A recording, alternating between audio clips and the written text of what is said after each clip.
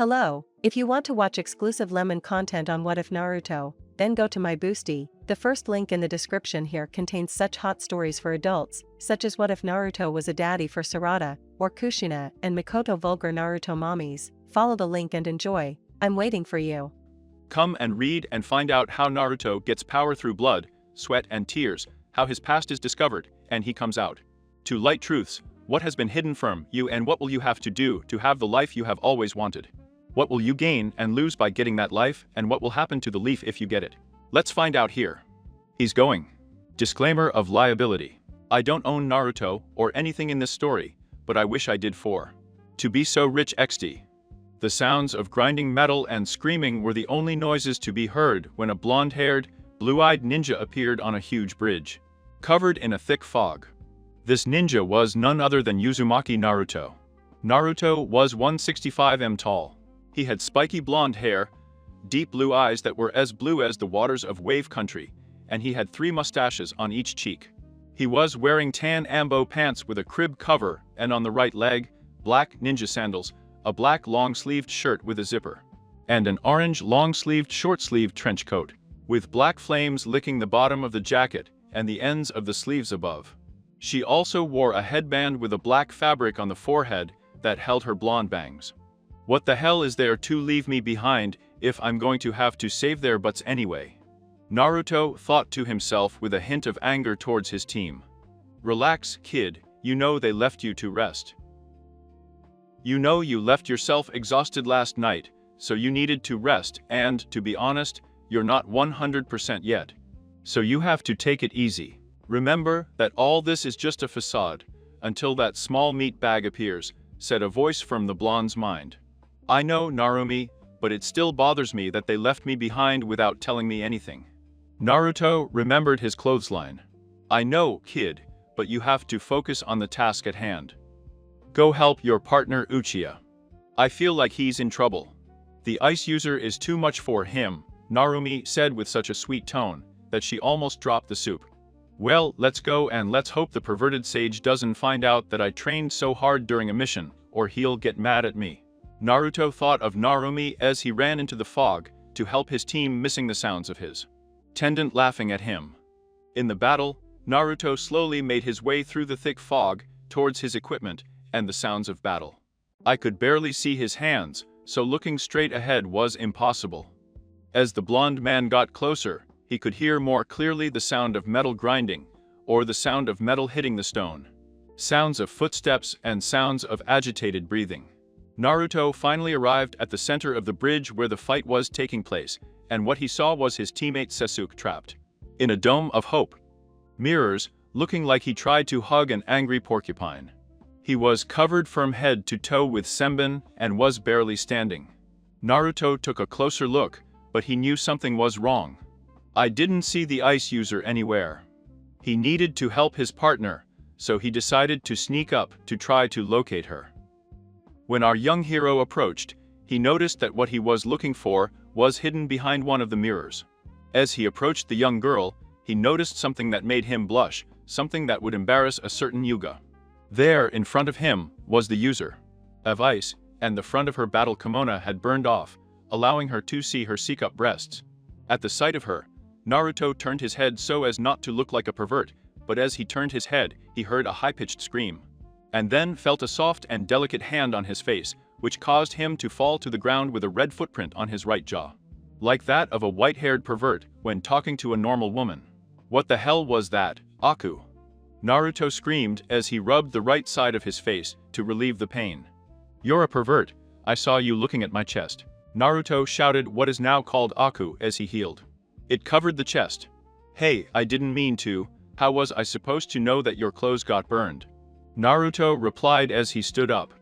That may be true, but you also didn't turn your head when you saw that they were burned, Aku said as he turned around, with tears in his eyes from embarrassment, for someone to see her bare chest.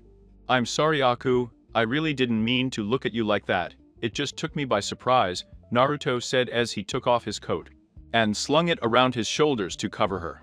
I guess it's okay, thanks for the coat, Akis said while looking at the blonde. Aku noticed her chest. The shirt she had on was like a second skin, and that made her blush. Seeing the well-toned chest, I could tell that he had undergone a hard workout to get a body like that. I could see that he had a six-pack. And no baby fat left anywhere. I bet she has a huge D, not bad Aku. Now is not the time to think about that, Aku thought to herself, making her blush darken.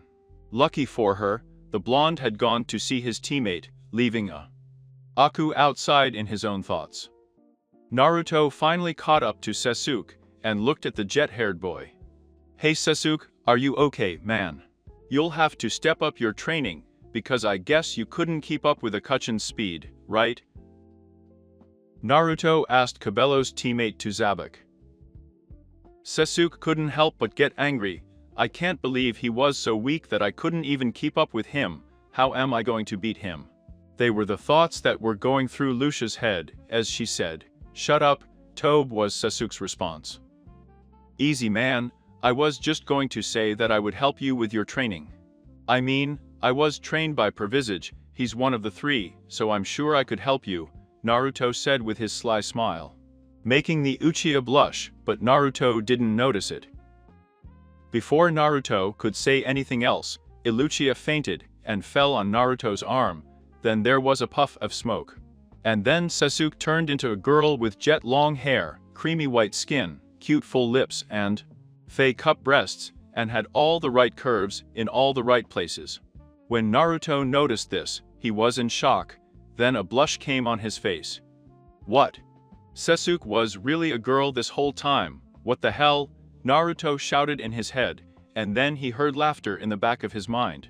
Oh kid, that was the best thing you should have seen, the look on your face, but yeah, Sasuke was a girl, I guess she hid that fact. So the village wouldn't turn her into in a baby factory under the clan restoration law, so to stop that, she launched an eng to make people think she was a boy. So they wouldn't put her in it, Narumi said, explaining why Sasuke had become a girl. Okay, thanks Narumi, I think I understand now, Naruto hoisted thought, as he left Sasuke on the ground and headed towards Aku. Aku-chan, can you take care of Sasuke while I go talk to Kakashi-sense and Zabuza so we can get this over with? I can sense that Gato and his army are here, Naruto said as he ran towards the two Hounen. Naruto found his sensei and Zabuza fighting. I won't tell you how they look, I didn't do it for Aku because everyone. But Naruto looks the same, the rest will change their appearance when the exams come, just so you know, and he waved to call your attention. Hey guys, you can stop fighting now, and here you have this, he said. Naruto, while throwing a food pill at them. Naruto couldn't believe that the time had finally come to remember organizing this. He went out to explore the island and arrived at the Gato base. She took a look around, hearing him talking about killing Zabuza and Aku because they cost too much money. So when he had the cancer, he told them about it, got them on his side, and even managed to get them to join the Leaf Village. Naruto was put out of his mind by the applause. Well, Zabuza, it looks like you can't even handle some brats and their babysitter, it doesn't matter. I wasn't going to pay you everything. You're carrying too much anyway, said a short, ugly man in a suit. Hey cat, I knew you were going to betray me, so I decided to join them. I wasn't trying to kill any of them, you fat little bastard, Zabuza said with a smug smile under his mask. They will pay for that, now I want everyone to kill all the men. And leave the women for us to have some fun before sending them to the whorehouses, said Cat to his men. Everyone started looking at the girls with lust in their eyes, but all that stopped when a massive killing intent. He invaded the entire bridge, freezing everyone in his tracks. What the fuck did you just say, you stupid midget? Said a demonic voice behind Zabuza. Naruto came to the front of the line. His eyes were red with slits in the center that looked like a cat's eyes, but every few moments, his eyes changed and had a purple tint bar. Piki, you just said, you stupid little brat. I'll kill you for that. Make those men kill all men, Cat shouted in anger at Naruto's comment. That's what I thought you said, no one is going to lay a hand on my girls. Neither you nor anyone else, Naruto shouted, causing a blush on the faces of Aku, Sakura, and the now awakened Sasuke. By Naruto's comment about my girls. Kakashi-sensei, how about a fire jutsu? Naruto said, starting to make hand signals. Kakashi nodded his head and started. He started throwing his own, and at the same time they finished and shouted Wind Dragon Jutsu style, Wind Bar Fireball Jutsu style fire. The jutsu hit each other and combined, and the grid Wind Dragon grew in size and hit the cat men. And eliminated 90% of the small army after seeing that the rest of the men got scared of what this ninja could do, and most wanted to leave and never come back. Seeing his chance, Naruto ran towards the thugs, planning to kill them all so they couldn't lay a hand on his girls, when in his mind he hears a whisper of Almighty Push, so he threw his hands in front of him and shouted Almighty Push. And the next moment, all the thugs and cat were thrown from the bridge into the sea, killing them all by Naruto's force.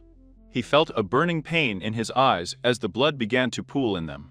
He gritted his teeth until he couldn't take the pain any longer, and he screamed at the top of his lungs. Then Naruto fell to the ground unconscious.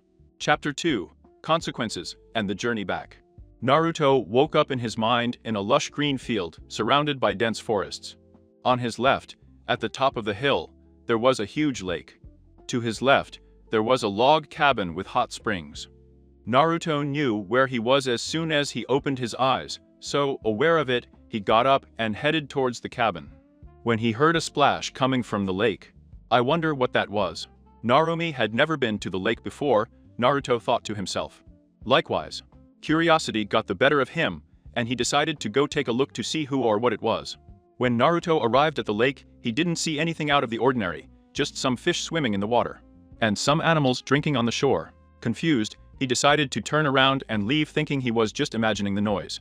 When he turned around, he saw a beautiful woman sitting on a rock below a waterfall. He had long silver hair and deep silver eyes. Her body was that of a goddess with double D breasts and a slim waist and a flat, toned stomach. She had long legs and her skin was creamy like that of the Yukias. Then Naruto noticed that she was naked like the day she was born, which made him recoil with a huge nosebleed, drawing the woman's attention. "Oh, you're finally awake, Narukin," the silver-haired woman said in an angelic voice that could soothe anyone no matter their problems. Naruto was finally able to sit down and said, "Yes, but can I ask who you are, and can you put some clothes on? It's a little difficult to talk to you and you're naked," not being able to look at her for fear of another nosebleed. The woman laughed at the boy's response. "What's the matter, Narukin? Don't you like what you see?" "Of course I do. You're the most beautiful woman I've ever seen. How could I not like her?" Naruto says, holding up his hands disdainfully to make it clear that he had not chosen her as a man. "You're the sweetest, aren't you? But I'm Kami, and I came here to talk to you. Don't worry, you're not here at any time. Problem, but you have awakened a power that has not been unlocked since ancient times, and I have come to see if you will misuse this power. If so, I will have no choice but to stop you before you can harm this world," explained the woman now known as Kami, while snapping her fingers and a beautiful white kimono. It covered her naked form. Naruto saw this and couldn't believe his eyes. The most beautiful and powerful woman in the world was on his mind. He saw her naked, and she wasn't trying to kill him. Then her mind finally caught onto what she was saying. "Wait, what do you mean I woke up, and I have an ancient power? I'm the same as always, I don't have any power." "Just the one I got through my training," Naruto said, confused by what the woman was saying, thinking that he should be scared that Kami was inside his head. "Well, Narukin, you have awakened the Rinnegan, and those eyes haven't been awakened for a long time. And they are very powerful and dangerous in the wrong hands, so I am here to judge you and see if you are worthy to wield that power, making sure you won't use it for the wrong reasons. If I find out that you will, I will have to take that power away from you," Kami said as she smiled at him, knowing that this boy, he was as pure as they come, and he would use that power for the right reasons. "Oduk, well, let's get this over with. I'd like to talk to Narumi, and then wake up and start my training if you don't mind," Naruto said without thinking who he was talking to, and that she would leave him smeared on the grass before he could even lift a finger. "All right, and just so you know, Narukin, I would never hurt you after all. You will be my husband one day, and my sisters too. So when the time comes we will test you, and with every test you pass, we will give you a gift. Now please clarify your mind and relax, and we can get started," Kami said. She placed one hand on his chest and one on his head. Then there was a bright golden light, and when it faded, Naruto fell to the ground unable to move or speak. Kami's eyes shone golden, and she just stared into space motionless for about 10 minutes. Then his eyes returned to their normal silver color, and he looked at Naruto. Naruto with the biggest smile. Well, Naruken, as I already knew, you are the purest soul I've ever seen. Even with all the hate you've had to deal with, you haven't let it consume you at all, and I can say that you will use this power in the right way. I must go. Until we meet again, Kami said as she took a bow, and then leaned over and kissed him on the lips. Naruto was surprised at first, and then finally reacted, and kissed her back, loving the feeling of her soft lips on his. Then she vanished, leaving the blonde wanting more. Naruto stood there for a while trying to figure out what had happened. He decided to wait to talk to Narumi about it and his new Dijutsu, so he headed to the cabin where, as far as he knew, he would take his little cat, or rather his fox, for a nap. When he arrived, he opened the door and entered. Narumi, I need to tell you about something that it happened to me, Naruto says as he closes the door. ... When he doesn't hear the answer, he tries again. Hey Narumi, I know very well that you heard me. You have a better ear than anyone I know, Naruto said as he walked towards his bedroom door. I'm not going to describe what the cottage looks like, just use your imagination. I'm sure you've all seen a log cabin before. If not, look it up on Google Images. Upon opening it, Naruto saw a woman on the bed with beautiful long red hair and a heart-shaped face, with graying lips with some drool coming out of them, showing that she was in a deep sleep. Even under the covers, Naruto could see that she had a big bust, at least an E cup, double D. If she doesn't get to an F cup, triple D. Hey, wake up Narumi-chan, I need to talk to you, Naruto said as he pulled her out. He came trying to wake her up. Oh Naruken, don't stop, keep doing that, it feels so good, the red-haired man said in a seductive voice, letting Naruto know what kind of dream Narumi was having, which made him blush. However, Naruto tried to wake him up once more.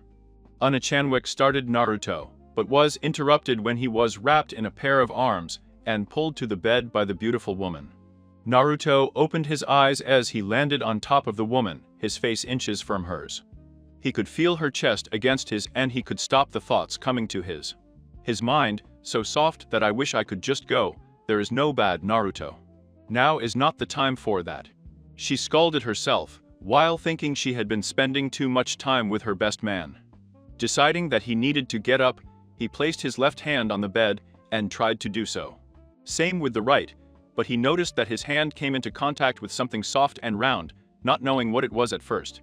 He gave her a small, gentle squeeze. When he did that, he heard Narumi let out a soft moan. Naruto then knew it was his hand, and then he started blushing. The rober turned as red as the fox's hair. Then he let go of the woman's chest and tried to jump off her. But then he noticed that her grip had tightened around him. He froze and looked up into the red eyes. Oh, Naruken, bad boy groping me in my sleep, Narumi said in a bright, playful voice. That made Naruto blush so much that even his blonde hair had a red tint. Wait, me, it's N.No, not Q. What?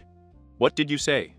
Thank you, Naruto stutters, trying to break free of the woman's grip, but fails as she turns around and pinning him against the bed, hanging over her city, holding her head with her arms and supporting herself until her lips were only a few centimeters apart. Ah, so you weren't squeezing my left breast just now. The redhead continued to provoke her host. Well, yes, but it's not that, I'm sorry. Naruto tried to explain himself, but he couldn't articulate a word when he saw that the woman above him was completely naked. What's wrong with me today? I meet women who are completely naked or with their breasts exposed. Narumi was watching her host struggle to try to explain himself. He found it cute, so she decided to try to push him some more. You know, Narkin, if you wanted to play with my breasts, all you had to do was ask. I'd even let you go beyond that if I wanted to. He whispered in her ear as brightly as he could muster and got something he didn't expect. She felt the boy stiffen under her. And it was touching his nether region. Naruto couldn't take it anymore when he heard Narumi whisper that in his ear. His mind couldn't take it and triggered images of him and her doing it like rabbits here on this bed. And that made him stiffen to the max, and then he felt his penis rubbing against the woman above him, and by the look Of surprise in his eyes, she did not expect this reaction from him. Mini Lemon. Narumi just looked at the guy underneath her and felt his hardened penis rubbing against her. He realized that it was big and couldn't help but shake a little, getting a growl from the guy and a moan that made its way to his throat. At that moment, Naruto began to move his hips a little, rubbing against Narumi, wetting the front of his pants. With the woman's juices and more moans of pleasure. "Naruken, how nice it feels, please keep it up," Narumi said as she started painting from the pleasure she felt rubbing against the rock-hard cock. Narumi moved her hands towards Naruto's chest to hold on better, leaning over and kissing him on the lips. While Naruto held her by the butt to put even more pressure on her. "Chan unit, it's starting to hurt. I have too many tight pants," Naruto growled as he continued to rub his penis against the woman. Narumi, without saying anything, bent down, unbuttoned and unzipped Naruto's pants, releasing his cock. What he saw made his mouth water. The guy had a 10-inch cock, and it was at least 3 inches round. She knew that when the time came, he would fill her completely, but that wouldn't happen for a while. Seeing that with his free cock he was a little more comfortable, he leaned his manhood on her belly and placed her wet pussy against him. And started grinding and sliding up and down on him. "Naruken, this feels so good." "You're so good," Narumi says between groans. "Yumichan, do you feel good with your feeling so warm and wet that you slide on me like that? You are driving me crazy," Naruto said, growling from the pleasure of having his penis pressed against the woman's body. After a while of moaning, rubbing, kissing and touching, we're getting closer and closer to their climax. "Naruken, I'm about to come," Narumi screams as she speeds up her movement. Naruto, feeling her slide up and down on the bottom of his penis, it was great when she accelerated, he was coming. Quickly to his limit, he felt the pressure building and his balls tensing up. "Yumichan, I'm about to come," Naruto too. If while squeezing her ass and pushing her femininity harder, causing more pleasure for both of them, they reached their climaxes together. "Naruken, I'm running. To me, Yumichan." They scream together when they arrive. Narumi soaks Naruto's cock, and his erotic juices run down his testicles. Naruto ejaculates in her belly, leaving a white trail from her belly to his cock. Narumi, seeing him coming down, starts licking the white fluid from his belly, following him to his manhood. When he reaches his manhood, he gives her a gentle lick on the head, causing her to move. "Naruken, I love the taste of your cum. Can I have some more?" Narumi says in her sweet angelic voice as she starts to slowly masturbate him, making him hard once more. "Yumi-chan, that feels so good, and yes, I will give you more, please don't stop," Naruto says, loving the feeling she was giving him. "Okay Naruken, I won't stop, just give me what I want," Narumi replied, as she started licking the tip of his penis without stopping stroking it. Then she put her lips around him and started sucking. Naruto gasped as he felt her warm mouth as she caressed him, while his head bobbed up and down. At that moment, Naruto was in the clouds, lost in pleasure. "Yumichan, that feels so good, I'm about to come." Hearing this, Narumi redoubled her efforts and started caressing his throbbing member with her tongue, enjoying the taste of his presence. Then, he began to descend deeper, feeling how it slid down his throat as he ran his tongue along the base of his penis. Enjoying his reaction. "Yumichan, I'm going to come," Naruto shouted, and upon hearing this, he backed up to where only his head was in his mouth, while Naruto unloaded in his mouth. "Oh shit, so much, I didn't think I was going to let out so much," he thought as he started swallowing as much as he could, feeling the hot substance coming down his throat. "Yumi-chan, that was amazing," Naruto said as he let out a deep groan, as the last thing he felt left his body. "Okay, so you liked it?" Narumi asked with a smile on her face, and her eyes closed, without seeing the young blonde move and tackle her and pin her against the bed. "Yes, I loved it, now it's my turn," Naruto said. She might never have done it, but she had read all of her godfather's books, so she knew what to do. He began to kiss her gently until they both stepped inside. Naruto then ran his tongue over her lower lip, asking to enter, and he got it right away. He ran his tongue through his damp cavern, exploring it every inch, and noticed that it tasted like mint chocolate, his favorite snack. You'll find out later how he can get his snacks XD. Narumi moves her tongue to have a dominance battle with him, but lets him win in the end. Naruto moves his kisses from his mouth to the side of his neck, causing a shiver to run down his spine, and causing his femininity to get hot and moist. Naruto continued his kisses from her neck to her collar bone, under her chin, down her chest to her big breasts, where he started sucking on her right nipple, while squeezing and pinching the other one with his hand, getting moans of the red-haired slut. "Naruken, keep going, that feels good," Narumi said as she wrapped her arms around his head and pulled him towards her breasts, as if to show him how much she liked him. Naruto continued to do so, and then she switched to give the other breast the same attention, but instead of her hand going to her right breast, she went down to her femininity, where she began to rub her clitoris while sucking her nipple, getting a sharp gasp and then a loud moaning from the woman he has come to care about and even love over the years since he was 3. "Naruken, that feels amazing. Oh, I want you to get down there right now," Narumi practically ordered the blonde. Naruto decided to obey her and leave a trail of kisses down her toned stomach to her shaved lady hood. Naruto noticed the sight of her wet lady hood that made him drool. He couldn't wait any longer, and he stepped forward and started licking the hard bump on top of her femininity. "Naruken, yes, right there. Okami, that feels so good, don't stop," Narumi cried, lost in the land of pleasure. Naruto was licking her clit, while sliding a finger inside her, feeling it tight that was making her go crazy, and wiggling her hips to try to make his finger go in as deep as possible. Every now and then, he added more about her, until he reached 3 fingers, and Narumi couldn't take it anymore. "Narco, and I'm going to run," Narumi shouted. And she came spraying Naruto in the face, almost causing him to choke on her juices after she calmed down. Naruto licked all her juices until she was clean. Then he crawled up to her and kissed her passionately. Then he lay down next to her. He wanted to go further, but he thought he would wait, and didn't want to rush into anything right now. Mini lemon end. "Naruken, that was amazing. I can't wait to go all the way. You know I'm yours, and I'll give you everything, including my first time," Narumi said in a loving voice as she rested her head on Naruto's chest, listening to his heartbeat. "I know, Yumi-chan, and there's something I've wanted to say for a while," Naruto said, catching Narumi's eye, which made her look up to meet his eyes, and that's when she saw purple, not blue, and they had 6 rings. Before he could say anything, Naruto continued. "Narumi-chan, I love you, and I want you to be my first wife. I know I'm in the cruh. If you don't already know what that is, my friend, you've been living under a rock, and I have to marry 9 women. But I want you to be my first. We've been together all my life, and you've shown me nothing but love, and I want to show you the same. I've fallen in love with you over the years, and I was really afraid to tell you, but I'm telling you now. I love you, Narumi-chan." Naruto ended his speech by looking at the red-haired goddess in his arms. Naruto noticed that she had tears running down her face. She was afraid that she had said something wrong and was about to ask what she did wrong. But he was interrupted by her lips on his as he continued to cry. "Of course I'll marry you, cow. You've made me the happiest woman in the world.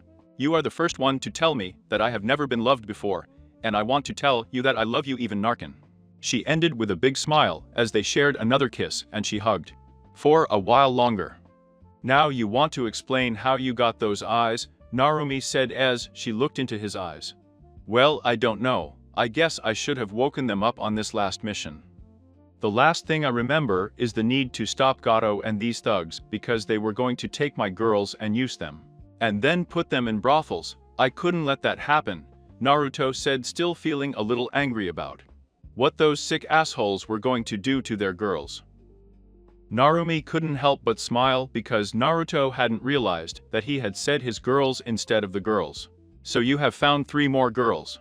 I hope they can give you the love you need," she thought as she looked at the man she loved.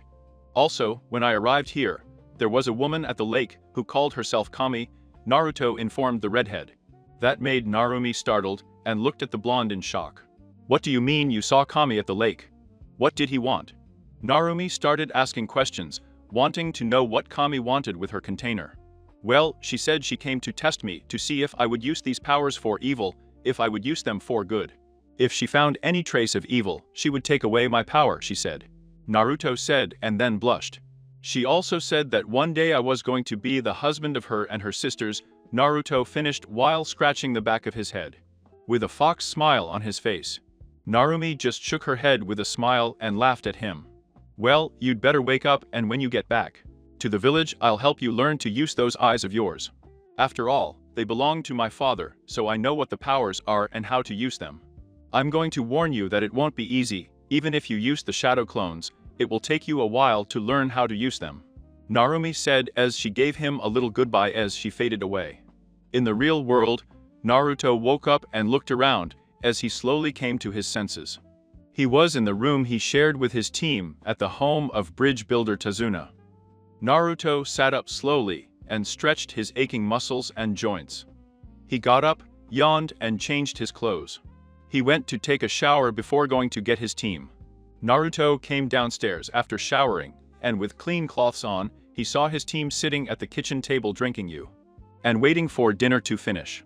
When Naruto entered the room, everyone turned to look at him with their eyes wide open. Kakashi and Zabuza spit out their tea thinking the same thing. Those eyes, it's the Rinnegan.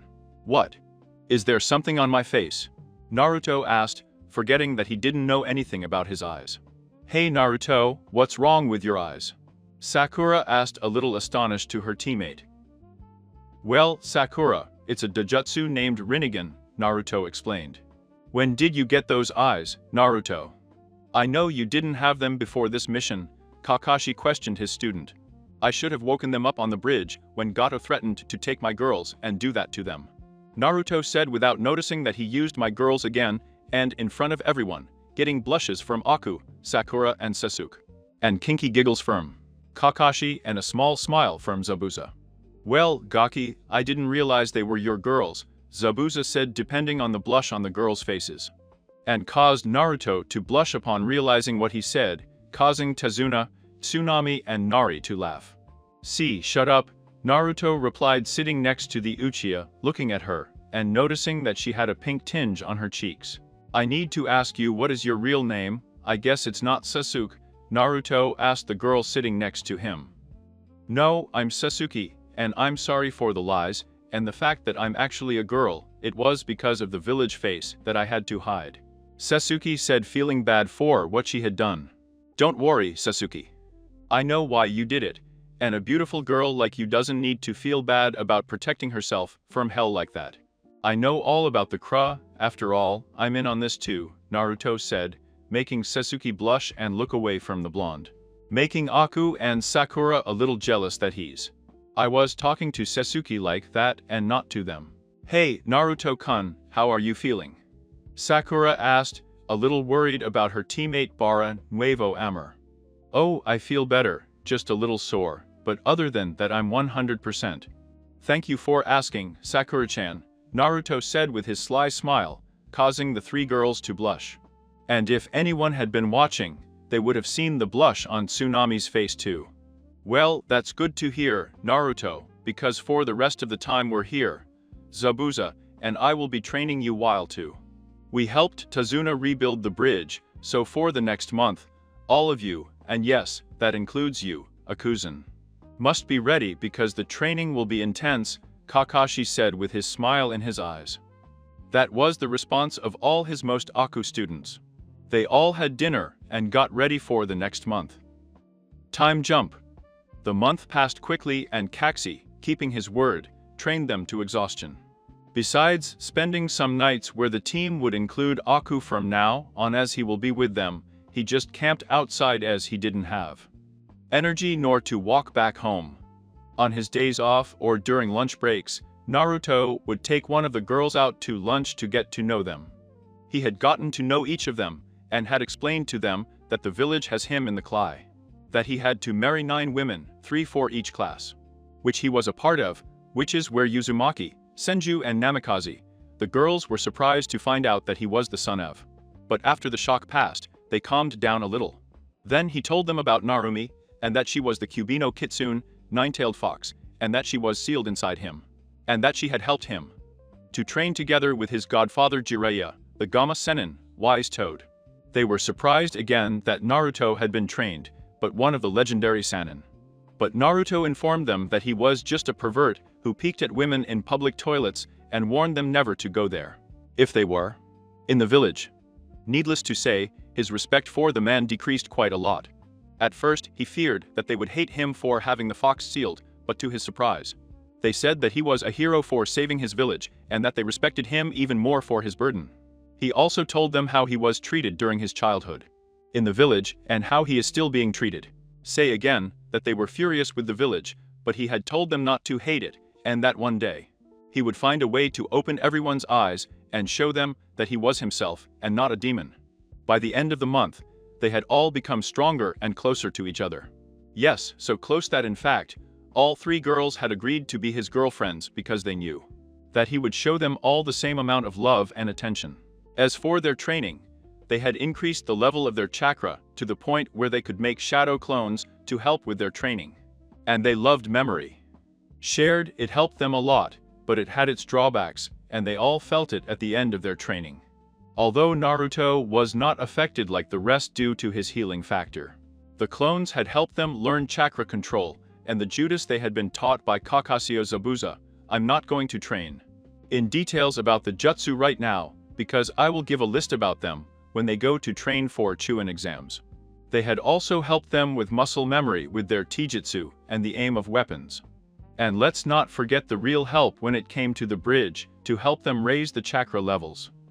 He almost had them make clones and hold them for as long as they could while using them to help build the bridge. To help them build their endurance and speed, he put weight stamps on all of them, but added a new one to Naruto, and made them run around the entire island 5 times before breakfast. And then after breakfast, they would do 500 push-ups, 500 pull-ups, using a tree branch, 1,000 sit-ups, 1,000 jumping jacks, and then they would train with Kakushi or Zabuza. Then they would train Kenjutsu with Zabuza. Then they would train with weapons with Kakushi. Then they would train Jutsu with both of them. And in statics, or at least the children thought that, after that they would do an elementary training with their respected elements, fire, wind, lightning, earth, and water. It turns out that Sasuke had fire and lightning, Aku had wind and water, Sakura had earth and water, and Naruto had the 5 witches. It was a big shock for all the genin, but after that they went to dinner, and after dinner, they ran around the island 5 more times before going to bed. All in all, the month was hell for Squad 7, but they knew it was worth it because everyone was much stronger because of it. But the month was over, and everyone was standing on the bridge, ready to return to the village. Is everyone ready to go? Kakushi asked his team. There was the answer. Everyone had said goodbye and was ready to return home and have a good rest. All right, then let's go out, Kakushi said as he and his team plus 2 took off for the Leaf Village and without listening to the city, decided to name the bridge the Great Naruto Bridge. Chapter 3, New Wives and the Council. It had been a week since Team 7 returned from the surge, and Naruto was still shocked by what had happened. And it made him a little angry. Naruto thought as he headed to training Camp 7 and created about 200 Sudo clones to start training his taijutsu. Flashback. A week ago, Naruto and the rest of the team, plus 2, saw the village gates appear, and were relieved to know that they had finally returned and could rest. After everything that happened, they could use a rest day. It's okay, we will give our reports, and then everyone will have the rest of the day and tomorrow free to rest. But after that we will return to training, Kakashi said. Getting moans from all the genin, that includes Aku too, and light laughter from Zabuza. When they reached the gates, they were stopped by the 2 gate guards, Izumo and Kateksu, the eternal guards of the Hidden Leaf Gate. Hello, welcome back, we need to see their IDs, Katezu said as he extended his hand. And while he's checking you out, you guys need to register, Izumo said handing them the boring clip to sign. While they were signing, Katezu approached Aquazabuza's IDs and put himself on alert. Why is the missing ninja Zabuza Momoki trying to enter the village? Katetsu asked as he slowly moved his hand towards the cover of his crib and on his right leg. Don't worry, he is with us and wishes to join our village, Kakashi said to calm the man down. Very well, but we will still have an ambo, the elite ninjas of the village. To escort them to the tower to make sure they don't try anything, Katezu said, motioning to an ambo to guide them to the Okage tower. Kakashi simply signed it and accepted it. After checking in, they would go directly to the location tower to report on their mission to not cause any trouble. While walking through the village, Zabuza and Aku noticed the glances directed at the blonde genin, and it was driving them crazy.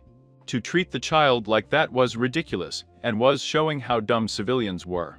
One civilian was braver than the rest because when the group walked by, he threw an empty serving bottle, hitting Naruto in the back of the head with enough force to break the bottle and make Naruto.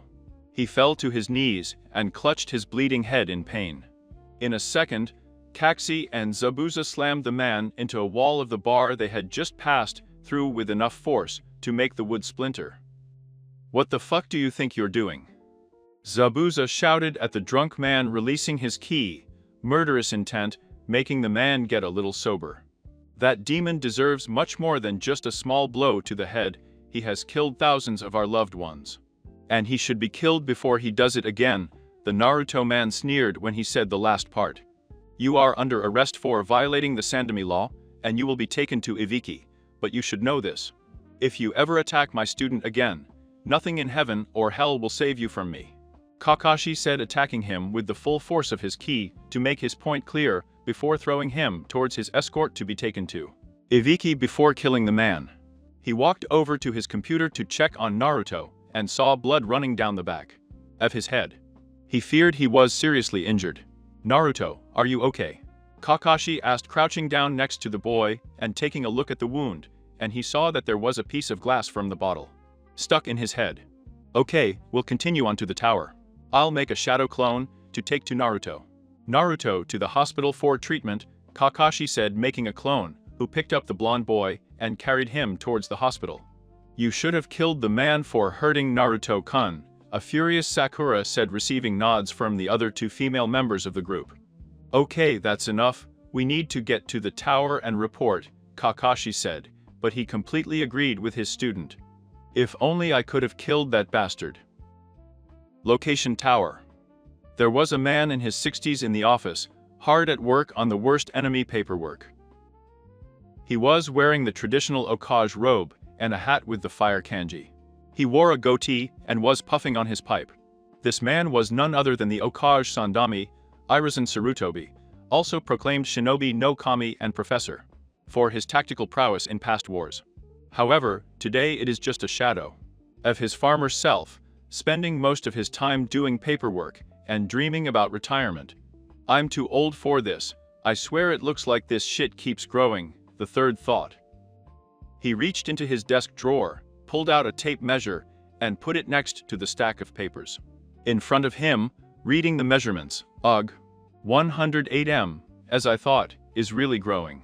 Irizen thought as he got up, finally recovering from years of paperwork, starting to make hand stamps for a fire jutsu. When he heard a knock at the door. "Come in," the third one said, coming back downstairs and giving the paperwork such a cold stare that it would make even someone like Orochimaru scream in fear. The door opens to vilify Team 7 with none other than Zabuza Momoki, the demon of the hidden mist, and a young girl. "Kakashi, do you want to explain to me why there's a missing ninja in my office and he's not handcuffed? Where is Naruto-kun?" Irizen asked, noticing that his grandson, the sergeant, was not with his team and was starting to get nervous, thinking that he might have died on the mission. "Well, for starters, Naruto is in the hospital because one of the villagers hit him on the head with a sake bottle," Kakashi said as he saw the Okage's face turn from concern to rage. "Oh, I did it so I could send them to Ibiki to be interrogated," Irizen said, looking Kakashi in the eyes. Or well, the eyes in his case. "Don't worry, I already had him taken away for Ibiki to interrogate," Kakashi said, calming the old man down. "Well, now what about the missing ninja?" said the third one, changing the subject and coming back to the matter. "I would go to see Naruto later." "Well, they are here to join our village, thanks to a silly blonde we all know and love," Kakashi said, looking at the three girls when he said love, which caused them to blush, and the old Kage to smile and laugh perversely, thinking about the next volume of Icha Icha. Okay, let's start from the beginning, the Kage said and received a nod from the Jounin. With Naruto? Naruto was standing in a simple white room, with nothing around him, no floor, no walls, no ceiling. It was like a dementia that had not yet been created. As the blonde looked around, he noticed something moving in the corner of his right eye. When he looked up, he saw an old man floating in the air. Wondering what was going on, she started walking towards the man. When Naruto got to the man, he noticed that his eyes were closed and his hands were pointing like a ram. He had short, spiky hair like Naruto, but it was gray. He had a goatee that hung down from his chin to the bottom of his stomach. He was also gray, had wrinkles at the corners of his eyes and on both cheeks that showed his age. What made this man strange was that he had 2 horns on all 4 heads just below the hairline. The man was wearing a long white coat that reached down to his feet, something like Katsuki. He had 6 kama-like marks on his chest, and on his back he had 9 of them, under what appeared to be the kama-shaped rinnegan. He had a black cane on his lap that had a ring on one end with other rings hooked to it, and on the other he had, like a crescent moon shape. Naruto decided to try to get the man's attention and opened his mouth to speak, but stopped him when the man spoke. "I know you're there, Naruto Uzumaki Namikaze," the man said without opening his eyes. Naruto was surprised that the man knew I was there, and even more surprised that the man knew his name. "You know me, but I don't know you." "And what is this place?" Naruto asked. "First, my name is Agoromo Otsutsuki, but you probably know me as the Sage of the 6 Paths. As for what this place is, it's your mental escape. This is what happens when you clarify your mind or you're not thinking about anything," the man now known as Agoromo said, still with his eyes closed. "Wow, I really never knew. I guess it's because all the time I'm thinking about something that never happens to me," Naruto stated, looking around in amazement. The man chuckled and finally opened his eyes, which made Naruto look at him with surprise. She had the same eyes as him. Naruto looked at the man's eyes and then noticed that he had a third eye in the center of his head, right between his horns. It looked like the rinnegan, but it was red and had the Kama Uchiha marks around it. Of the rings. "Hey Agoromo-san, why are you here? And how did you get into my head?" Naruto asked, confused about how this happened. "Well, young man, when I separated the 10 tails into the 9 that you know now, I placed a little of my chakra in each of them, so that I could talk with your hosts when or if I need it. I can feel that I've used the other's chakra with past hosts, so when I'm done here, that'll be it," Agoromo said, picking up his staff and holding it by his side, looking Naruto in the eyes. "Okay, but why are you here?" Naruto asked. "I'm here to give you a message. The message is to return to the earth that was destroyed before its time, and wake up the sleepers," Agoromo said, further confusing Naruto. "Well, that made my head hurt, so you're going to give me more information. There are many places that have been destroyed." "Destroyed?" Naruto asked, hoping that she would give him more information. Agoromo smiled and nodded, looked Naruto in the eyes, and said, "I'll show you everything." Naruto watched what was going on in his head as images flew through his mind. It was the 3rd Great Shinobi War. I guess it's the right war. If not, let me know. There, ninjas from different villages would throw jutsu after jutsu into a village, knocking down buildings and sending people flying into the air. Naruto could hear them screaming in pain from the jutsu that was causing them. He could smell the smoke from the fires that were burning the buildings. He could also feel the tremors of the earth jutsu that was being used. It was as if he was there and seeing the war up close was making him sick. He just wanted it to stop. Then there was a blinding white light over the whole village. And then there was nothing left but the invading ninjas and the buildings. Naruto woke up startled in bed, highlighted, inspiring with difficulty. The first thing he noticed were the smells of disinfectant and overcooked food in the air. Then he heard the beeping of a machine. He knew she was in the hospital and remembered what had happened. He was busy talking to Narumi with his eyes closed and was following his team when something hit him. Then the next thing he knew, he had been picked up and taken away. And then, in that dream, he trembled because of what he saw. "I'd have to figure it out later." Naruto let out a frustrated sigh. He had let his guard down and allowed himself to be attacked. He had gotten used to being in a place where he didn't have to keep an eye on his shoulder all the time, but now he was back in the Leaf Village. and he needed to be alert again. Naruto snapped out of his thoughts as he heard the sound of the door opening. The blonde guy looked up and saw his team and what entering the room. "Ah, Naruto-kun, I see you're already awake. How are you feeling?" the Hokage asked with a smile. "I'm fine, Gigi. I shouldn't have let my guard down like that," Naruto said, putting on a smile, but everyone could tell it was fake. "Naruto, it's okay, you're among friends, and you don't need to keep your mask on near us, plus you have 3 girlfriends here, who will always be by your side," the Hokage said, still thinking about the new Ichika his student will write. Of this guy's relationships, insert a perverted laugh here. Icha divided into 3. Naruto looked around the room and saw that it was true. Everyone here was like a family to him, and they were his precious people. He didn't need to hide his pain here. As if a dam broke, tears began to flow down his mustachioed cheeks. Sakura, Aku, and Satsuki were by his side so fast that the others in the room could have sworn that they used the Raisin no Jutsu. God of the Flying Thunder, Satsuki sat on his lap, while Aku sat on his right and Sakura on his left, and they each hugged him and whispered sweet words of comfort to help him calm down. The pain of how he is being treated and the memories of that village being destroyed came out through those tears, letting everyone know how much pain he really felt. "Gigi, I don't understand why they keep doing this to me. It's been 14 years, and they should be there, suffering. I used to think they just needed to vent, and that they used me for it, but now I see that they only do it because they really like to be cruel to me," Naruto said, knowing that he would have to deal only with what he saw in his dream. Still, he vented all his pain as he hugged the 3 girls as if they were his only salvation, and if he let them go, he would leave him. Just one more time. She sat there and cried for almost an hour. Irizen, Kakashi, and Zabuza watched the scene with mixed feelings. It was sweet to see that the girls cared so much about the blonde, but it was also heartbreaking to see the amount of pain that he felt. Each one wanted to help him in any way she could. And each of them thought of ways to do it. "Naruto-kun, how would you like to move into your parents' house? You can have whoever you want to move in with you. It's big enough for a whole clan, and where you're going to rebuild your clan. You'll need it anyway. I was planning on letting you move in when you married your first wife when you were 16, but I can give it to you now, and she also has everything you were left," Sorto said, and watching his reaction to the news and seemed to cheer him up a little if the small smile was any indication. "Thank you, Gigi, that would mean a lot. It would be nice having my own place, and as for who I want to move in with, it would be everyone in this room." "Well, I know you can't, Hiji, but the rest of you are more than welcome to move in with me," Naruto said while smiling at everyone. "Are you on the shore, Naruto-kun?" Sakura asked, a little surprised by the offer. "Of course, why didn't I want my team and my friends to live with me?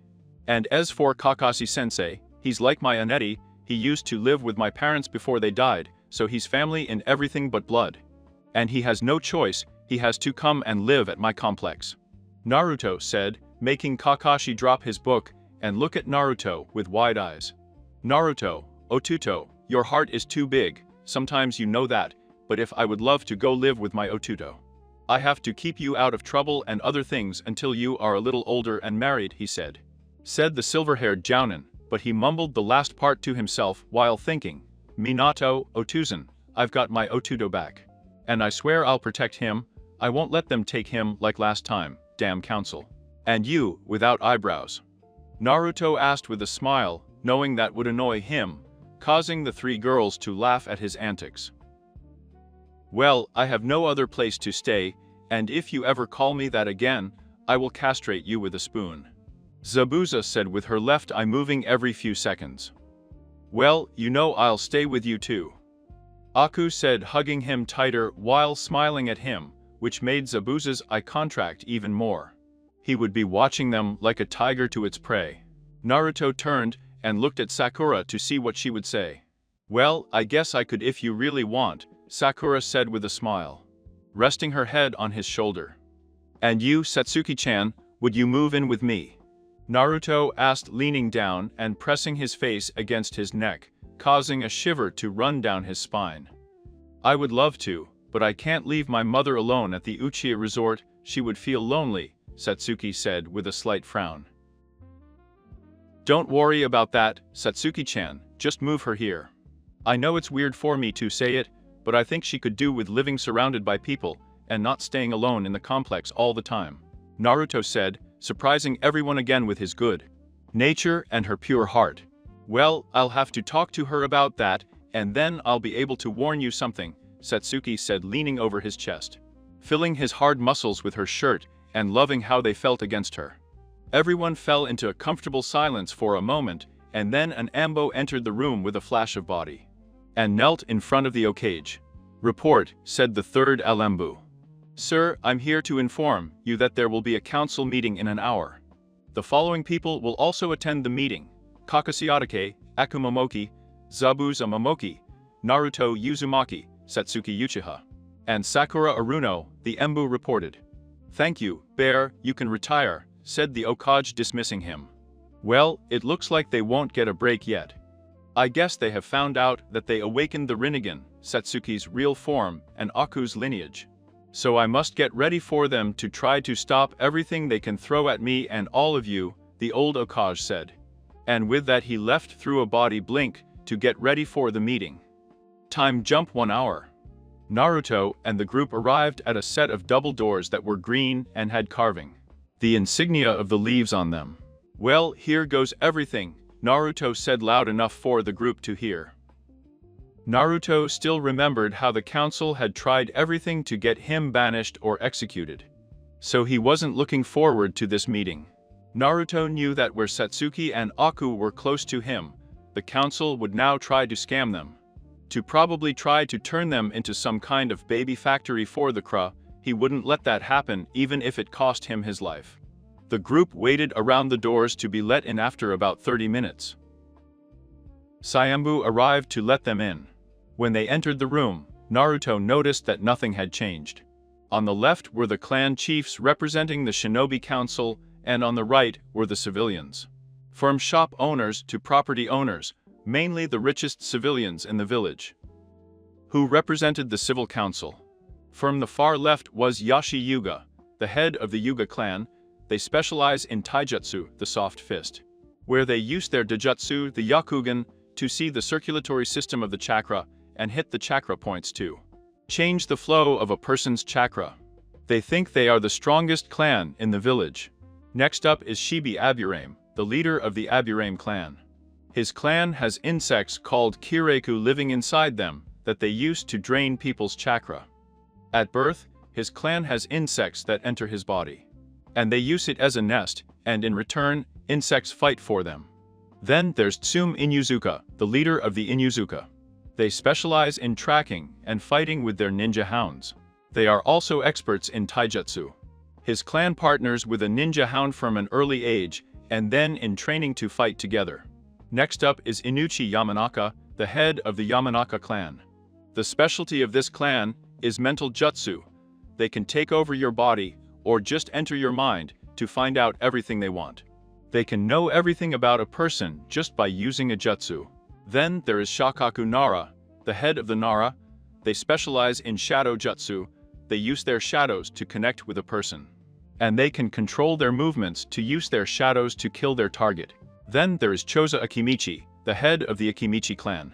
There is another clan that specializes in taijutsu. They can expand any part of their body and crush their opponents. They can also grow to the size of a house and crush an army of ninjas. Then there is Asuma Sarutobi, head of the Sarutobi clan. They specialize in fire jutsus and also have the summoning contract of monkeys. Asuma is the head of the clan only because his father is the Okage, and he can't be both because it's illegal. Finally, there is Mikoto Uchiha, leader of what is left of the Uchiha clan. The witch is composed solely of her and her daughter. They also have a dojutsu, the Sharingan, which can copy any jutsu, except those that relate to a Kik and Genkai of another clan. Their eyes can also see fights in slow motion, which allows them to predict the opponent's movements and block and counterattack.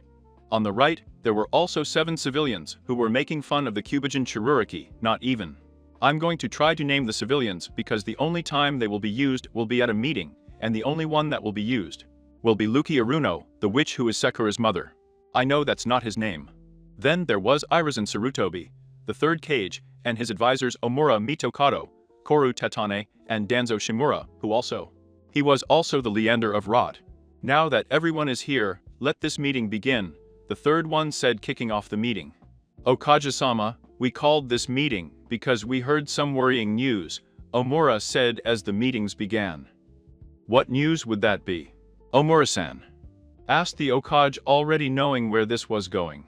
Well, Okage-sama, we heard news that young Uzumaki-san has awakened the legendary Rinnegan. Omura stated, prompting gasps from everyone in the room, except those who already knew. You can't be serious, that boy couldn't have the Rinnegan, a civilian member of the council shouted. In fact, he does, and is training to use it for the good of this village. The Okage stated while observing everyone's reaction to the news. What if he uses it to finish what he started 14 years ago? He needs to be executed before he has the power to kill us all, another civilian shouted in outrage. That his Okage had not killed the demon before he could regain his power. Silence, shouted the Okage, making everyone stay silent and look at their Okage. Now listen, Naruto is not the Kyuubi, he's just a kid, and he is loyal to this village, and you will show him the respect he deserves. Naruto, can you step up and show everyone your eyes, please? Okage said in a grandfather's voice while smiling at the child. Coastal thing, Gigi, Naruto said, walking towards the center of the room to stop. On the podium, before anyone could look at him or into his eyes, they heard someone talking. You will not address the Okage in that way. You will show respect to him and the council, boy, said a civilian member of the council, with pink hair. Miss Aruno, sit down and shut up, Naruto has called me. Like that for years, I don't mind, in fact, I find it quite refreshing that she calls me that. I was never one for formalities. The Okage said with a pang of anger, making the woman sit up and cringe a little. Now if you could show us Naruto-kun, the Okage said after the interruption was resolved. With a nod, Naruto looked each council member in the eye, making them gasp and start whispering to each other. Now that you have proved to them that the information is correct, there is something else that needs to be mentioned. Irizen said, drawing everyone's attention. What could that be, Okage-sama? Koru asked. The Okage smiled, thinking about the looks on their faces when he told them who Naruto's parents were. It's about who Naruto's parents are. I am also going to give him his inheritance, since it is his birthright, and as proof I have here is the birth certificate. As well as the blood tests performed by Tsunade Senhu, my student, said the Okage, making the. Everyone's curiosity will increase. Who are the boy's parents, Okage-sama? A civilian asked, making the clan chiefs snort because of how dumb they were. The shinobi side knew who the child's parents were, everyone helped the child when they could. But the civilian side made it difficult for them to do so. Naruto is the son of Minato Namikaze, the Yondaime Okage, for Tookage, also known as the Yellow Flash, and Kushina Uzumaki Namikaze. The Red Hot Fan, also known as the Red Death, ended the occasion, causing the room to. He broke out into cries of indignation at the news. That child can't be the son of the fourth, a man shouted. That's a lie, a civilian woman shouted. I'll never believe it, another voice shouted. Shut up and get down right now, shouts the Okage, sending a strong blast of his ki, making even the clan chiefs go up a little. Now, whether you want to believe it or not, it's true, I have Minato and Kushina's marriage certificate here. As well as everything I mentioned before, so from today, Naruto will live in his parents' house and take his rightful name, Naruto Uzumaki Namikaze, and when he is 16 years old, or the rank of Jounin clan chief. He finished the Okage with a voice that left no argument in the matter. The clan chiefs smiled at the boy, while Yashi and Shibi watched him with indifference, but also happy for him. The civilians, outraged, kept their mouths shut for fear of the anger of the Okage. Well, then let's move on to the next point. Why did we lie about the Uchiha being a boy? Danzo asked, hoping that, if he played his cards right, he could include her in the Krai, if he could choose. Turns out a child for his root program. When Satsuki heard them talking about her, she became nervous and approached Naruto unconsciously. Naruto smiled and put his arm around her, reassuring her. Mikoto saw this and smiled, and then turned to the Okage and his advisors. That would be my doing. I knew that if all of you knew that Satsuki was a girl, you would try to enroll her in the Krai. And I can tell you right now that will never happen. He ended up sending his ki towards the four of them, making them all sweat. "Don't worry, Mikoto-chan, I wouldn't dare do that to Satsuki-chan," the Okage said, smiling at the woman. Jirukia, while inside, she was thinking, "Remind me never to get on her bad side, and Danzo is trying to get us killed. Nothing is stronger than a woman protecting her child."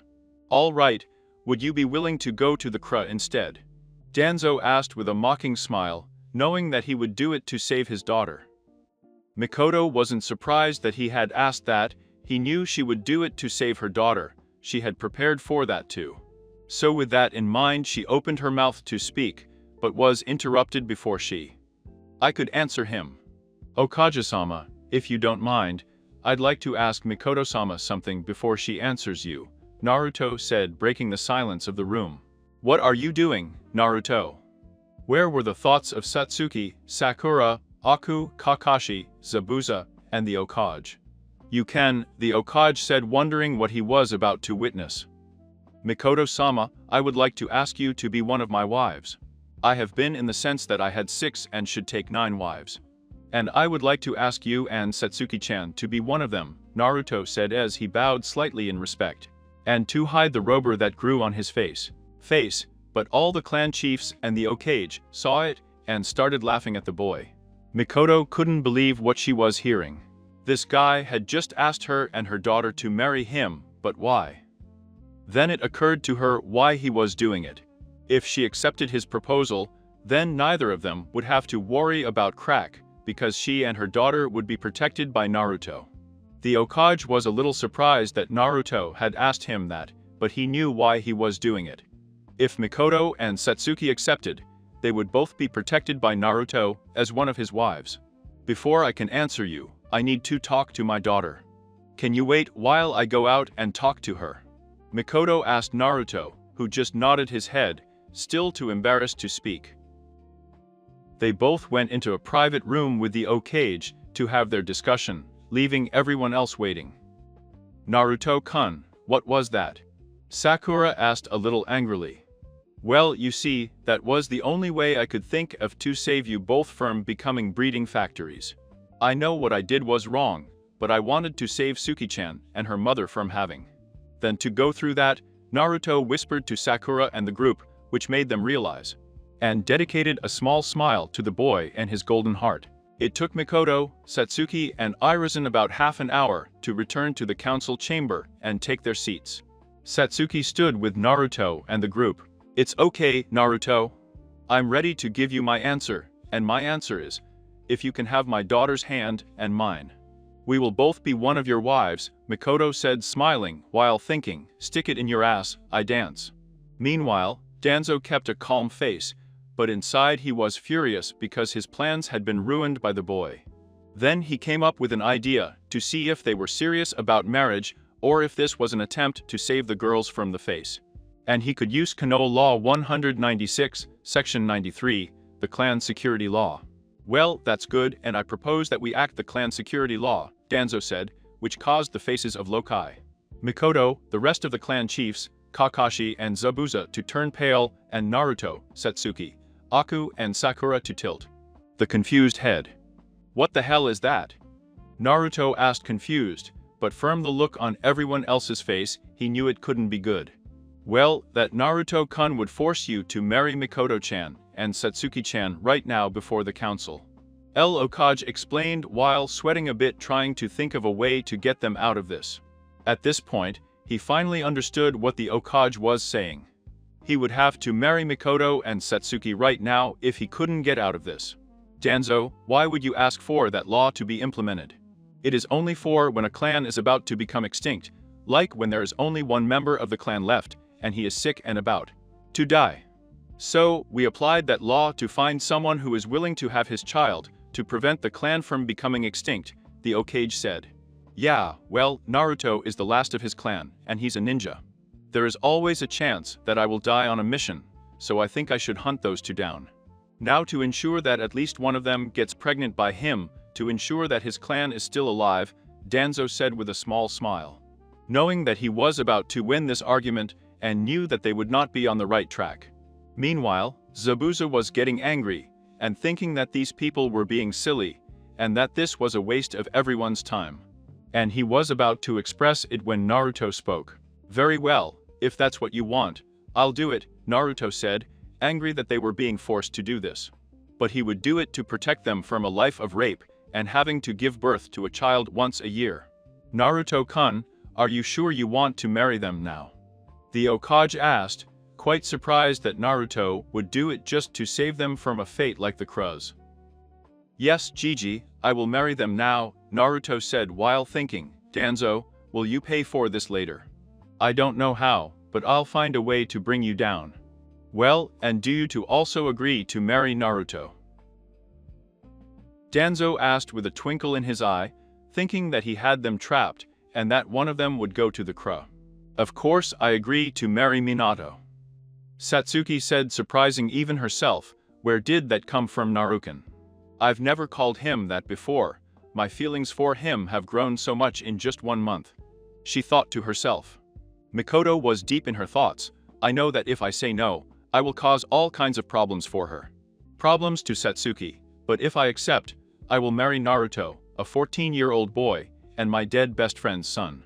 And it would also be done in the next 10 minutes. Well, I guess it's better to have kids with one person than to be in the Crow. And have a bunch of different men trying to get me pregnant every other day. With her mind set on saving her daughter, she let out a sigh and said, "Yes, I will marry him now, Cage Parrot." "Very well, please take a step forward," the third one said as he let out a deep sigh. While he had mixed feelings about it, he felt happy that they had been saved from a life in the Crow. But he felt bad that they were being forced into this. They were just trying to buy Mikoto some time. To find a way out of the situation now that they were being forced to marry each other. "Danzo, I know you have something planned, and I will find out what it is and I will stop you," Irizen thought as the three of them made their way to the podium.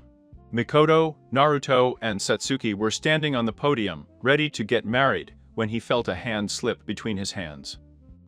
What are Sakura-chan, Aku-chan doing?" Naruto asked, confused by what the girls were doing. "Don't think you're only marrying those two, you're marrying us too. If you're going to have to do this, we want to join you and be there for you. After all, we all love you, Naruken," Sakura said as Aqua felt in agreement, surprising Naruto, Mikoto, and Satsuki. Naruto didn't know what to feel about it. "Honestly, I didn't want to get married at all right now. Hell, he was only 14, he really liked all three girls, but he loved them enough to marry them right now. He looked at them both and knew he couldn't refuse them. He didn't like it when they were sad, he just wanted them to be happy." And with a grunt he nodded his head, and the moment he did, both girls' faces lit up with smiles. "So you two also agree to marry Naruto-kun?" asked the Hokage with a smile, getting everyone's attention. "Oh, I agree to marry Naruken," Aku said, approaching Satsuki. "Hi, I agree to marry Naruken," Sakura said, and walked over to Mikoto. "Sakura, get your ass away from him right now, or I will reject you from the Aruno clan." Luki Aruno shouted, causing everyone to cover their ears in pain from the high volume of his voice. "I will not be a mother, I love Naruken, and I am going to be one of his wives. And if you don't like him, it's your problem. I'll gladly leave my clan to be with him. And if you were a real mom, you'd be happy for me," Sakura said, leaving her mother speechless, causing the clan chiefs to drop their jaws. "Yes, even and so yes." The Hokage just chuckled and sat on the podium in front of the group, wanting to lighten the mood. He said, "Well, Naruto-kun, it looks like you have a real fire there," said the Hokage, making both parties blush, and the room roar from laugh. "Oh, come on, Gigi, that's not funny," Naruto says, crossing his arms in a cute pout. That made all the women in the room want to scream kawaii. The Hokage just laughed some more, seeing that the mood had lightened up a bit before becoming serious again. "It's okay, I'm here to marry these people, and as part of the Crow, Naruto is allowed multiple wives. And because of the power invested in me, like Sanden and Hokage, here I marry them now," Irizen said, gesturing at them. For them to get ready. As they lined up, Naruto was led to the front to stand in front of them. The Hokage walked up to stand in front of them and started. "Naruto Uzumaki Namikaze, you take Mikoto Uchiha as your rightful wife, to have, and take care of her from this day forward. Through thick and thin, for richer and poorer, in sickness and in health, to love and take care of her. From this day forward, until death do you part. Yes, I do, Naruto said, feeling bad for the older woman, for being forced to do this just to save her daughter. But with this at least they would be safe, and could figure out how to fix this later. And you, Mikoto Uchiha, accept Naruto Uzumaki Namikaze as your legitimate husband, to have and take care of you from today on. Through thick and thin, for richer and poorer, in sickness and in health, to love and take care of you. From now on until death do you part. The Hokage asked, smiling gently at the older woman. A soft yes, I want, was his answer. By the power granted to me by the village hidden in the leaves, I now pronounce you husband and wife, now you can kiss the bride. Said the Hokage, smiling even wider when he saw the blush on Naruto's face. It looked like a red tomato. Naruto turned to Mikoto, and slowly leaned towards the Uchiha woman, feeling that it was her fault for having asked her to marry him. Mikoto wasn't much better, feeling that she was betraying Kushina, firm where she was about to kiss her son. She leaned over, and when their lips touched, there was a spark that ran through. He saw both bodies, and then a pain on the side of their necks, but only for a moment, and then it disappeared. Everyone else who was watching, watched, as they leaned over and kissed.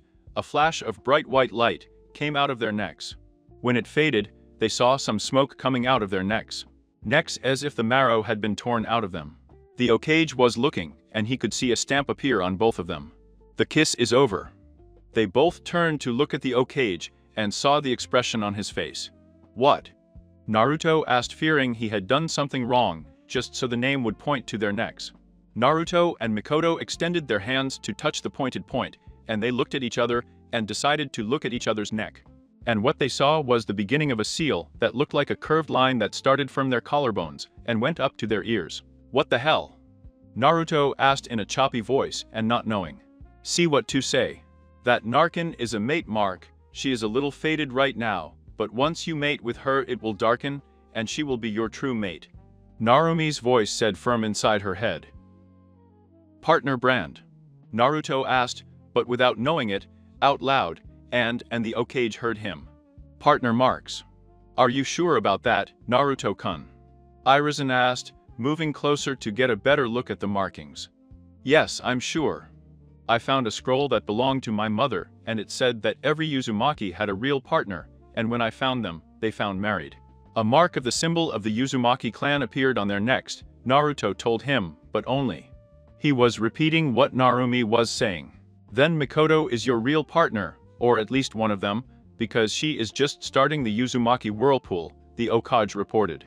Mikoto heard this and didn't know what to think. How could he be her real partner when she was so much older than him? Okay, we'll discuss this later.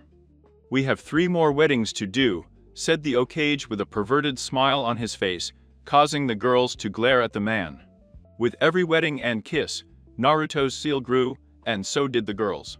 The markings now almost formed a full circle, and if Irizen predicted it right, then Naruto had to find 5 more wives to complete the seal. Danzo smiled when he saw Naruto, and the last 2 Uchi to get married. Soon T would have a child from them. And he could only imagine how powerful it would be. He just had to wait, and then he could put his plans in motion. In the sky, a silver-haired woman was sitting in a room, looking at a shiny stamp that had the shape of the Uzumaki swirl. She had 9 likes for 9 companions. And 4 of them were shining, which means that there were only 5 left. The woman smiled before talking to herself. If everything goes the way it's supposed to, then the balance will be right once again. Then the woman put the seal back in its place and left the room, closing the door before calling one of her servants. Excuse me, could you go get Kushina Uzumaki and take her to the throne room? The woman asked.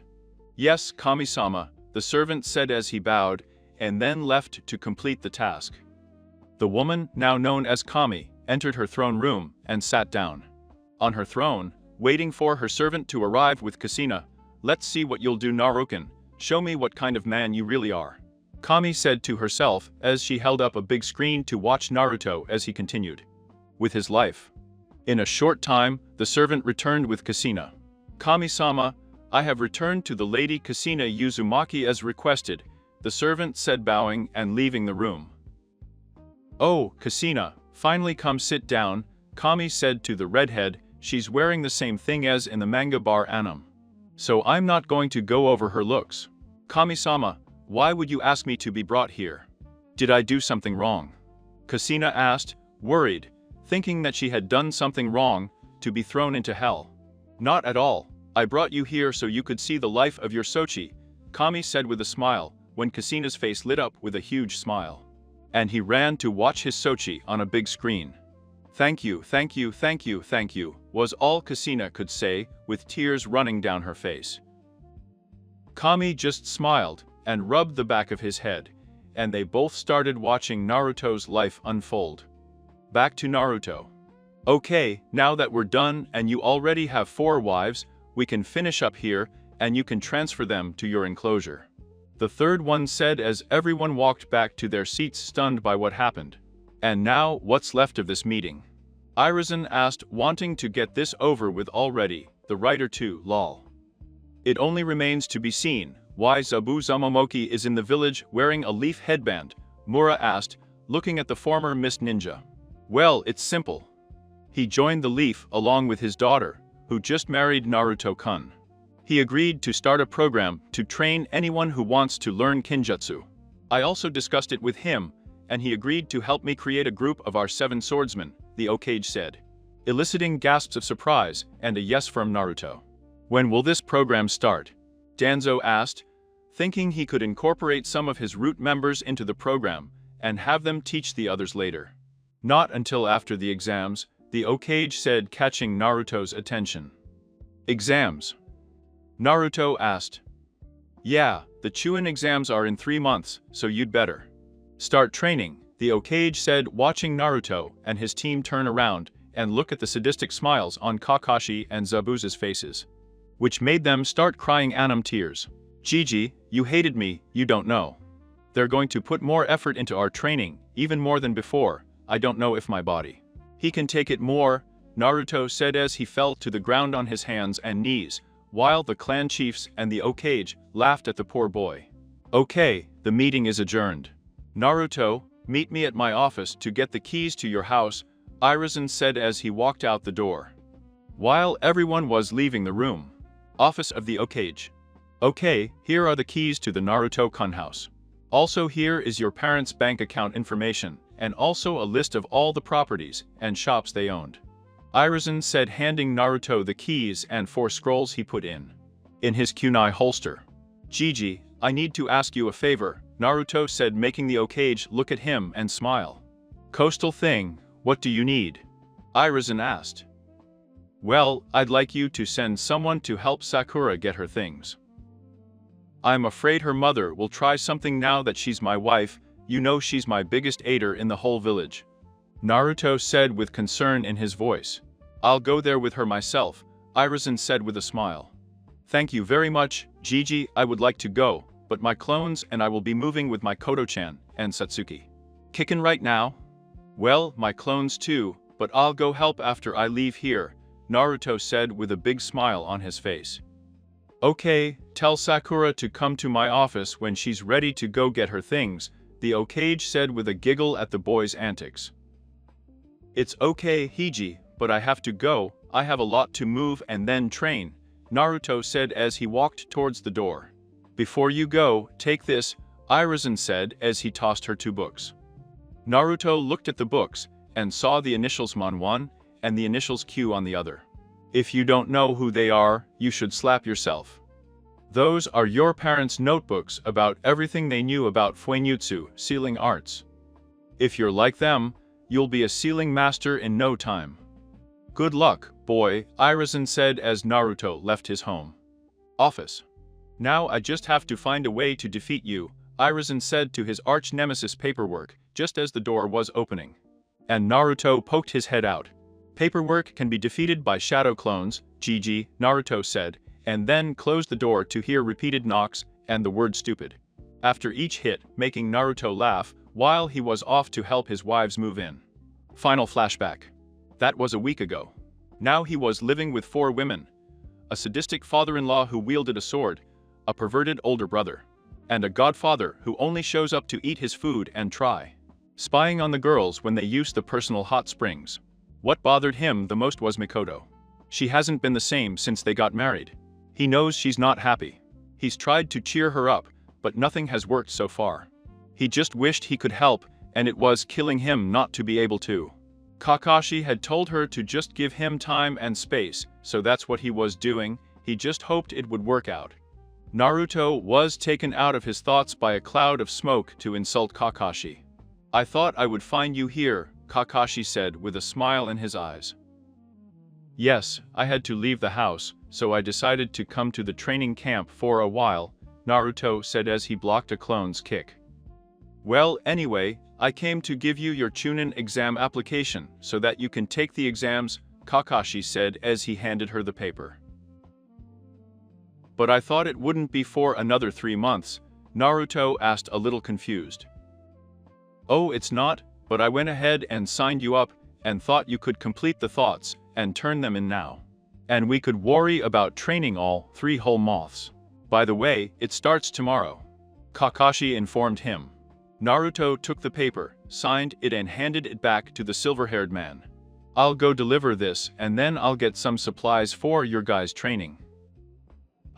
Ne then left with a puff of smoke, leaving the blonde to train. After all, tomorrow will begin the 3 months of hell for him and his 2 teammates Barakufas. It's been a hellish 3 months for Team 7, but for a blonde, it couldn't have been worse since the council meeting 3 months ago. The civil council has been making his life impossible. They have done everything possible to get him to hand over everything the Namikaze clan owned because he was a demon who did not deserve the inheritance of his respected cage. In the end, the 3rd cage put an end to all the plans that were thrown at him. After that, the prices of everything he bought began to rise, and, to avoid it, the girls did the shopping for him. The worst thing that could have happened to him was just a week ago, when one of Danzo's roots somehow got into his enclosure. Recoil. Naruto was returning home after another hard day of torture, what Kakashi and Zabuza call training. He felt every muscle and bone in his body crying out for rest. His clothes were soaked with sweat and dirt, and his stomach was growling from eating. He had just walked through the front door when he realized that the front door was open. "I wonder why the door is open. Did any of the girls leave it open?" Naruto thought as he entered the house, closing the door. "Hi, I'm at home," Naruto shouted as he took off his shoes and headed to the living room. "Hello, Narukan is in the kitchen," said a sweet voice that Naruto came to recognize as Mikoto's. Naruto headed to the kitchen to see the woman sitting at the dining room table with a cup of tea in her hands, wearing a blue bathrobe with the Uchiha fan on her back. "Hi Miko-chan, how was your day?" Naruto asked with his slutty smile, which caused the woman to smile back at him. "Well, it was fine until an hour ago when we had an uninvited guest in the house," Mikoto said, causing Naruto to put a surprised look on his face, but before he could say anything, she continued. "But don't worry, I was able to scare him away, and I already informed the Okage about it," the jet-haired woman finished. "Who was he?" Naruto asked as his anger increased. "I don't know, I had just gotten out of the shower and was walking downstairs when I saw him in the kitchen. He had a white ambo mask with the root symbol on it," Mikoto informed the blonde. "What was one of Danzo's men doing here? Was something missing?" Naruto asked, sitting at the table, smelling the tea the woman was drinking. If he was right, it was sencha tea. It was bitter, but with honey it was really good. "No, nothing was missing or broken. I think I came down too fast, and he didn't have time to do what they had planned," Mikoto said, taking a sip of her tea. Naruto shook his head in a sign that he understood and stood up. "Well, I think I'm going to go take a shower to get clean, and then we can go get something to eat if you want," Naruto said. Turning his head to look at the woman, he noticed that she had her head down looking at her cup of tea. Thinking that she had again not spoken to him again, he let out a sigh and went upstairs to take a shower. Mikoto was sitting at the kitchen table, rubbing her legs, trying to figure out what was happening to her. He heard what Naruto had said, but he couldn't answer because he was missing the air from the increasing heat. She let out a little moan. She could feel her panties getting soaked. Her mind was getting foggy. She needed to find a way to release the increasing pressure. She slipped her right hand under her robe, and between her thighs, she felt how wet her panties were. She started rubbing her clitoris. Her left hand went to her left breast, pulling it out and pinching her nipple, which made her let out a loud moan. I could feel the fire was still growing. I needed relief. She got up to go to her room to get her toy. Just as she was about to leave the kitchen, she heard the shower open. Naruto is in the shower. He could help me. I'm sorry, Naruto, but I can't bear this feeling any longer. I hope you'll forgive me. Mikoto thought to herself as she turned and walked up the stairs to the shower room. Where is your prize? I was waiting for her. Naruto was in the bathroom getting undressed, thinking about how he could get Mikoto to open up with him. Wow, she's in for a surprise. She let out another long sigh and got in the shower and turned on the water and rinsed off and started showering. She lathered up her hair, and when she bent down to rinse it, she felt a pair of arms around her waist. Ah, Naruto shouted. Flashback here, ha. It turned out that Mikoto had been administered an aphrodisiac, and the only way to get rid of it was to get her to her release. Naruto felt bad about what happened, but it was the only way. He had taken her to the hospital, and he made the third one meet them there. And they told him to take her home and help her. It was the only way, but that I would investigate who was behind this. But since things between him and Mikoto had gotten better that day, she knows that he feels bad about what happened. And that he feels that their first time together was ruined. But she knows that instead of it having just been sex, he had made love to her, and the marks on their necks prove it, as he has been completely colored on both necks. We found our blonde hero walking through the streets to the Team 7 training camp to meet his two teammates Barakufas. To walk to exams together. Kit, are you ready to finish these exams? Said a voice inside his head. What? Oh, is it you, Narumi? Where have you been? Naruto asked as he walked dazedly along the paths. I'm sorry, Naruken, but I've been resting to regain my power, since you used quite a bit in your mission to greet. Narumi said with a hint of irritation in her voice. Yeah, I'm sorry about that, but you know I went a little crazy when that idiot said what he said, Naruto explained sheepishly. Yes, just finish this exam, and come out a winner, and I will forgive you, Narumi said with a smile on her face. You got it. I'm going to leave the rest of the participants stunned. Believe it, Naruto said, mentally raising his thumb. Which made her laugh. At Training Camp 7, Naruto walked to the training camp and saw his two teammates waiting for him. Hi guys, sorry for being a little late, Naruto said as he walked towards them. It's okay, Naruto-kun. We just came to pick up some food for the house. We were running out, he said. Sakura, while everyone was on their way to the Ninja Academy. Yes, and it's just me. Kasen has been smiling a lot more lately, Satsuki said with a malicious smile on her face. Because Sakura and Aku had seen and heard what happened with them, and were happy that they were Naruto and not others. Guys from the village. Naruto shuddered and started sweating a little, not wanting them to know what happened. Look where he is here, he said as he ran towards the building. Sakura and Satsuki laughed, and followed him inside the building, loving the teasing they were doing to him. He jumped back in time to the perimeters. I'm skipping the first parts of the exam because we all know what happens. If you don't, look it up. The second exam was over just 10 minutes ago. Now, everyone who passed the second exam was now standing in the main hall of the tower. Those teams were Team 7, 8, 9 and 10, a team from Suna, and a team from Misty, the new village of Sound. Naruto smiled thinking about his team, eliminating a rain team, and walking away with the scroll they needed.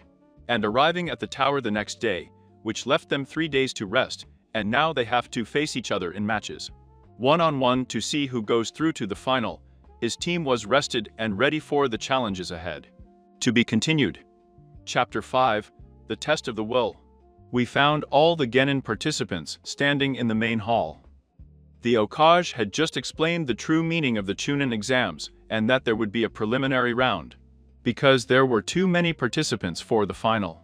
At the end of his speech, the third Hokage, a Jounin, jumped to the center of the room.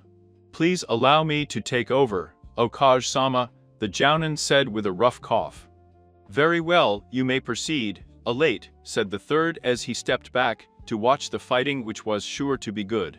Okay, listen, because I'm only going to say it once. Elate began before a loud noise of stone against stone could be heard, as a large screen emerged from the wall. As you can see, there is a screen behind me.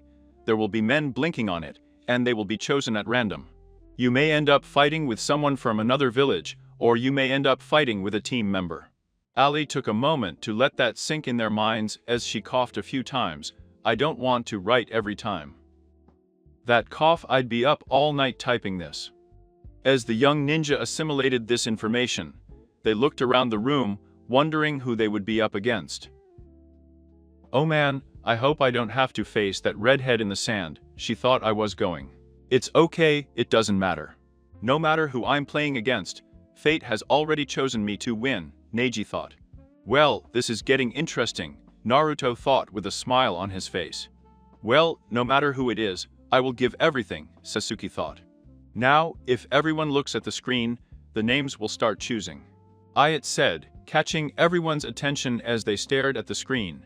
The names started appearing on the screen so fast that no one could tell who they were and where they were until they stopped in two. Nejiruga versus Rogel. Yes, I'm doing this because I haven't seen it before. Neji looked at his teammate with a teasing smile. This will be an easy match, thinking he will win easily, boy. He was going to have a wake-up call. It's okay, I can show everyone what I can do with my flames of youth, shouted the boy.